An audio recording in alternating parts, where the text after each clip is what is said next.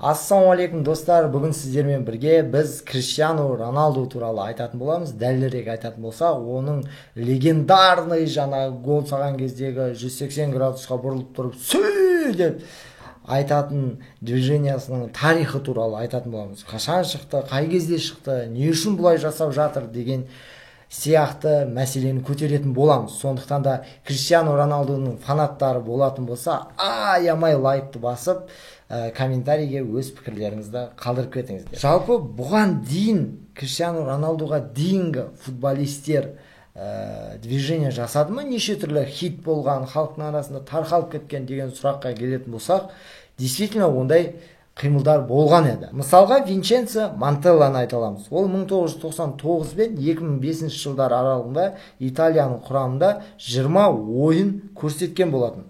Ол гол салған сайын қолын екі жаққа жайып, самолет тәріздес ұшқан болатын. Яғни ол гол салады ғой, қолын жаятта құс сияқты бейтіп, самғап тұрып, поляның шетімен жүгіреді ғой гол салған кезде. Солай қуанады, яғни солай өзінің голын тойлайды. Одан кейін біз Бебетте деген бразилиялық футболист айта аламыз. Оныкі тіпті ерекше болған. Ол гол салған кезде секіріп, айқайлап, немесе жүгіріп, басына біреулер бар ғой, бет киіп алатын футболкасын. Олай емес, ол баланы, сәбиді қолына ұстап, қолында тербеткендей мынандай движение жасаған. Тіпті оның қимылын қасындағы футбол құрамасындағы ойыншылар да бірге тұрып қайталайтын болған. Ал енді Пелеге керекші, прямо футболдың королі Пеле неужели движение жасаған жоқ? Жасады, достар. Пеле гол салған кезде, қуанған кезде, ол орнынан жарты метрге секіріп тұрып, ауаны құлаштап тұрып, қолмен ұратын. Ол движениясын прямо халық деген қайталап, двордағы балалар, немесе аулада бір үлкен кісілер футбол ойнаған кезде, барлығы тамсанып, Пеле сияқты бір болғандай болып, соны қайталайтын. Енді Криштиану Роналдуға оралайық. Жалпы движениясы туралы айтайықшы. Қашан басталды бұндай қимылдар? Ең алғашқы бұлай қимыл жасауы Криштиану Роналдуның 2013 жылы Реал Мадридтің құрамында болған кезде Челсиға қарсы ойынның үстінде ең алғаш рет осы қимылдарды жасаған болатын. Ол кезде Реал Мадрид 3-1 болып ұтқан болатын, Криштиану 2 гол соққан болатын. Сол әр голында ол жүгіріп келеді, поляның шетінде флажок тұрған жерге келеді, просто секрет, то есть айналмайды, сүй деп айтпайды. Ол ең алғаш рет солай халыққа өзінің соққан голын тойлағанын көрсеткен болатын. Яғни жүгіріп келеді, просто секретті битіп қалады. Бірақ аяғын ашып, қолын қысып тұрып жұдырықпен емес, жай ғана просто секретті битеді.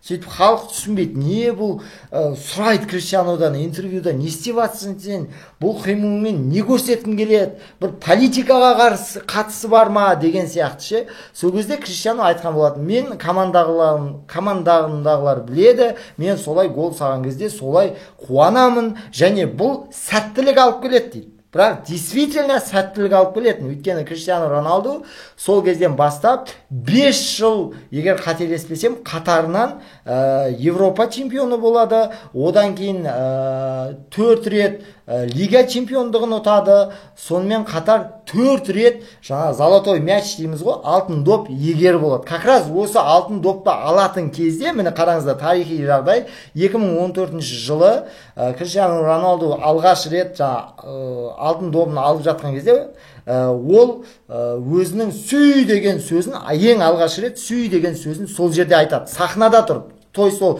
поляда айтқан жоқ, ең бірінші рет сүй деген. Ол алтын допты алып жатқан кезде сүй деп сахнада айтқан. Сол кезде қаншама адамдар түсінбей қалды сахнадағы, ойлашы.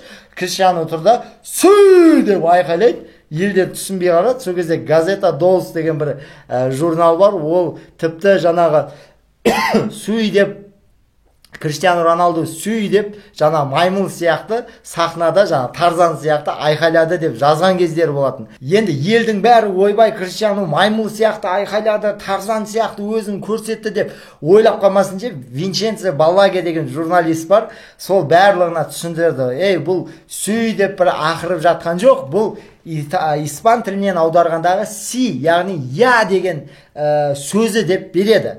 Бірақ енді көбісі сенбейді, бірақ кейін халықты сендіру үшін действительно си деп, яғни я деп айқайлағандығы туралы Криштиану Роналду өзде айтады. Яғни мен действительно си деген, яғни я деген сөзді айқайлап айтамын. Бірақ ол сü деп айқайлаған кезде, сü деп барынша айқайлаған кезде ол си емес, сü деп естіледі дейді.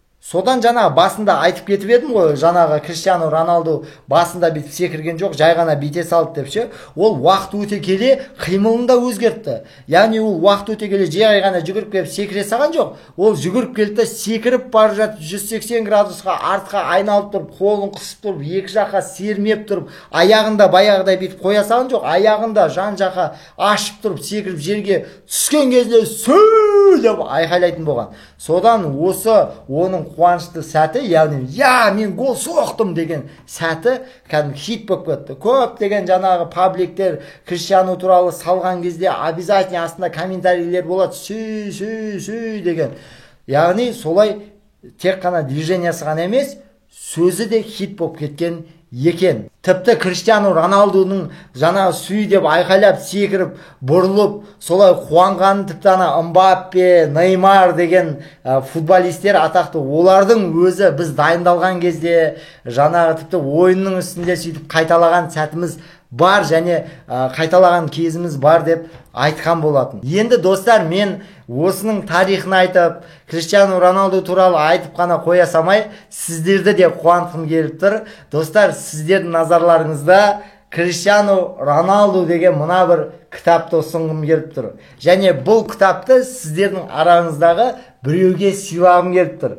Достар, бұл кітап Родриго Карлош Феррес деген жазушының кітабы. Оның ішінде жаңағы сыртында жазылып тұр: "Я хочу всегда быть лучшим и не изменюсь никогда". Яғни мен всегда мықты болғым келеді, лучше болғым келеді және мен ешқашан өзгермеймін деген сыртында Криштиану Роналдудың сөздері жазылған.